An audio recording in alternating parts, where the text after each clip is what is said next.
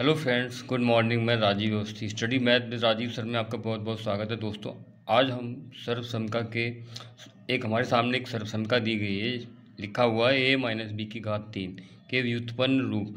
दोस्तों, सबसे पहले हम इस सर्वसमका के बारे में ही जानेंगे। सबसे पहले क्या है, इस फार्मूले को हम एक्सपेंशन करते हैं, विस्तार में लिखते हैं a-b3। ये जो आपका फार्मूला है, इससे पहले आप पढ़ भी चुके हैं। इस चीज़ को मैं आपको पिछले वीडियो में बता भी चुका हूँ।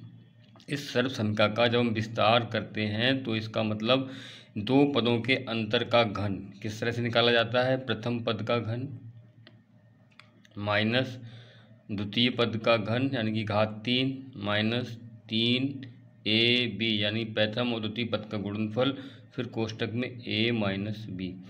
ये हमारी सर्वसमका है। संक्षिप्त में लिखा हुआ था a-b3। इसका विस्तार मैंने आपको कर दिया और ये आपको मैं समझता हूँ याद भी होगा। अब इसके व्युत्पन्न का आप मतलब समझ सकते हैं। इससे जो भी फार्मूले डेराइव्ड किए जाते हैं, बनाए जाते हैं, वो सभी फार्मूले मैं आपको बता देता हूँ। तो इस सर्वसमका का जो विस्तृत उपयोग है तो वो पहला ये है कि हमें पहले एक मान ज्ञात करना होता है a³ माइनस b³। अब ये मान कैसे निकालेंगे? अब आप इसी फार्मूले से, इसी सर्वसमका से या इस कथन से ही a-b3 हमने आपको बताया था कि ऐसे किसी भी समीकरण में या स्टेटमेंट में ज्ञात और अज्ञात पदों को अलग अलग करना पड़ता है। और अलग अलग करने की हमने विधि भी आपको बताई थी कि एक पक्ष से दूसरे पक्ष में पदों का स्थानांतरण होता है। जिन पद का मान हमें ज्ञात करना है, ज्ञात पदों को एक तरफ और अज्ञात पदों को दूसरी तरफ पक्षांतर कर देते हैं। तो हमें ज्ञात क्या करना है यहाँ पर a³ माइनस b³।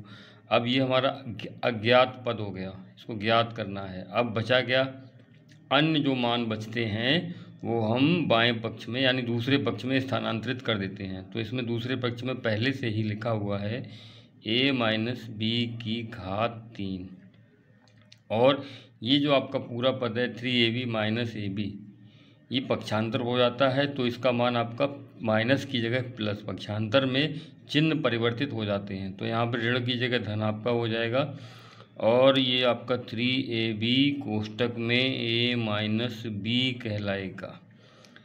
एक तो आपका पहला व्युत्पन्न रूप ये आपका आ गया, इसको आप समीकरण का नंबर दे सकते हैं a। ये एक प्रसिद्ध विस्तारित या व्युत्पन्न है, लेकिन इसका ये जो जनरली इसको हम बोल सकते हैं सामान्य रूप में इसका प्रयोग नहीं होता है। जो सबसे ज़्यादा प्रचलित फार्मूला है वो भी हम आपके सामने व्युत्पन्न करते हैं, डेराइव करके दिखा रहे हैं।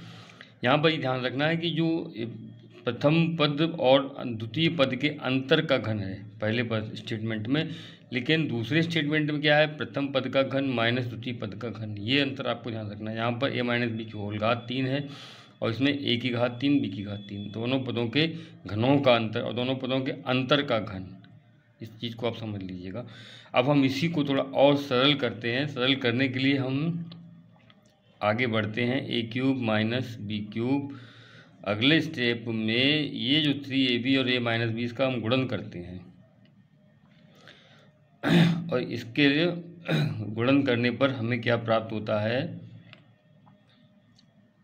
पहले तो हम इन दोनों में से a-b कॉमन करेंगे।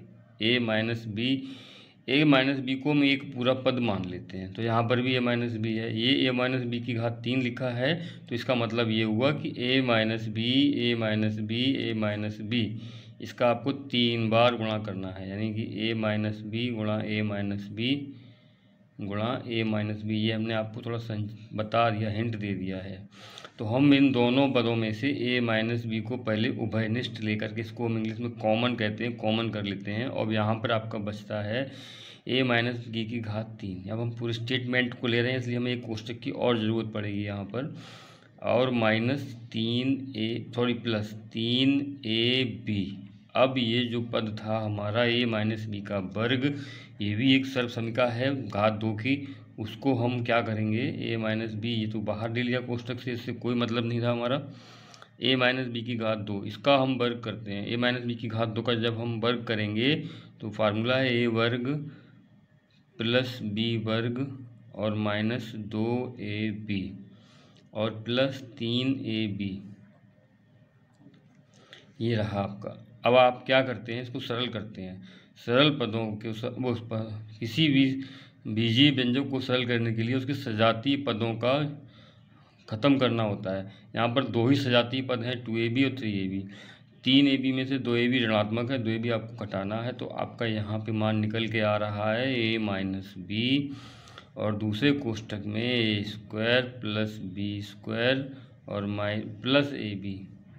3ab में से 2ab चले गए, ये रहा। ये इसका सर्वसमीका का सर्वाधिक प्रचलित रूप है और इसका उपयोग आपको गणित में बार बार यानी अधिक बार देखने को मिलता है। चलिए अब हम इन सर्वसमीकाओं से संबंधित कुछ प्रश्न भी आपको करा देते हैं।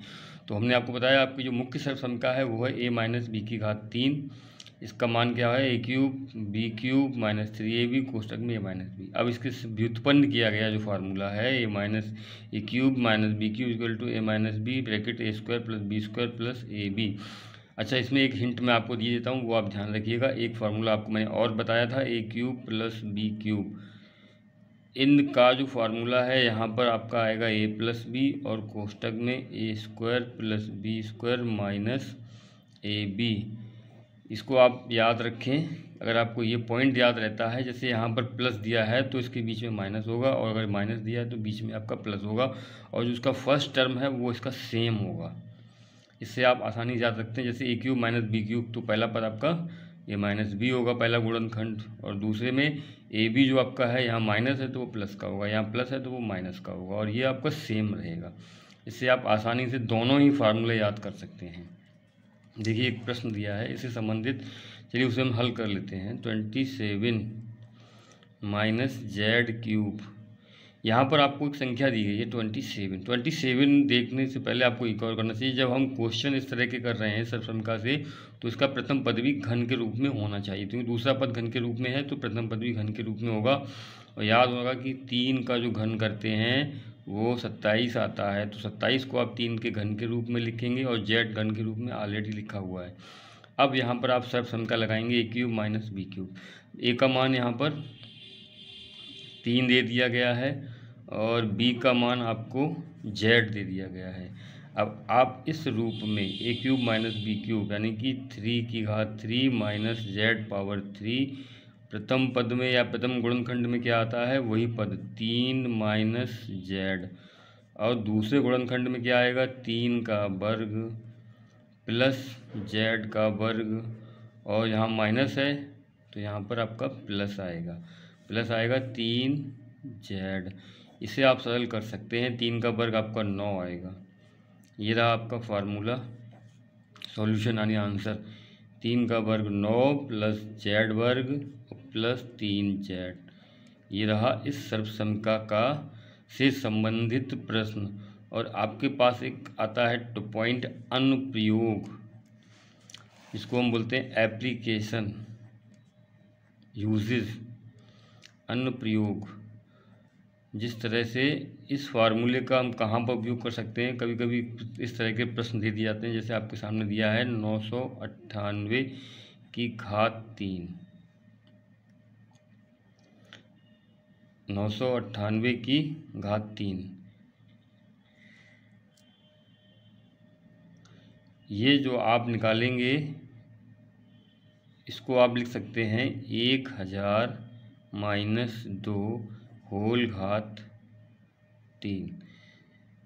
यहाँ पर आप सर्वसमीका का ही प्रयोग करेंगे। सर्वसमीका आपकी कौन सी है, a माइनस बी घात 3, a की घात 3 माइनस बी की घात 3 माइनस 3ab और कोष्ठक में a माइनस बी, पहला पद, दूसरा पद और तीसरी पद।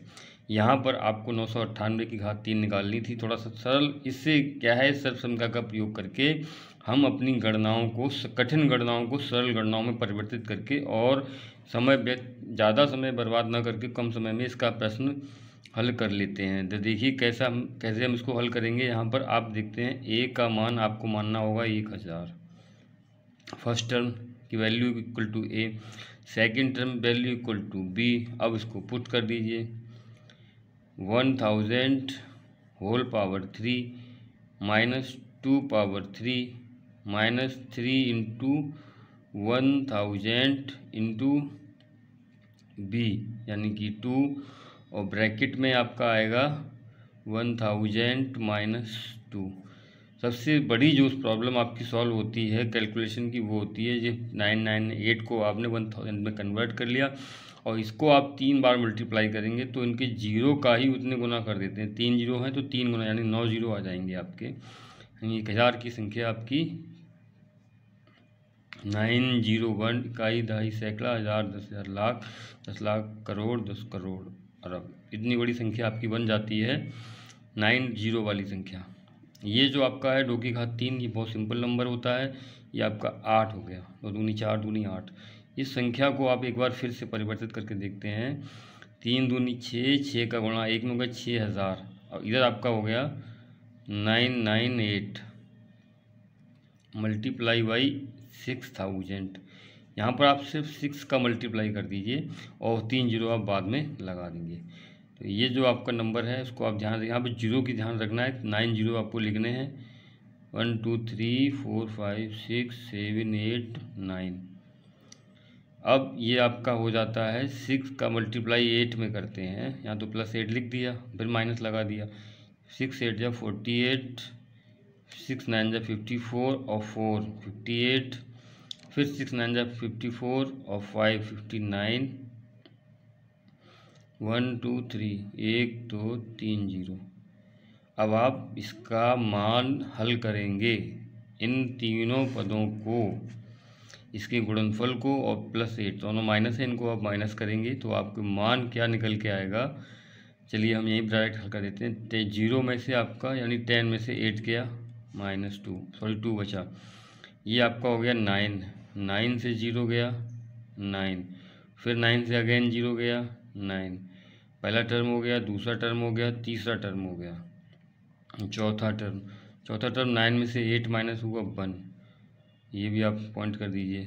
चौथा, पाँचवा टर्म इधर है, इधर भी 8 है, तो 9 माइनस 8, यहाँ भी आपका 1 आ गया। अब ये रहा 6 टर्म, 6 पॉइंट पे क्या है, 9 माइनस 9 0 आ गया।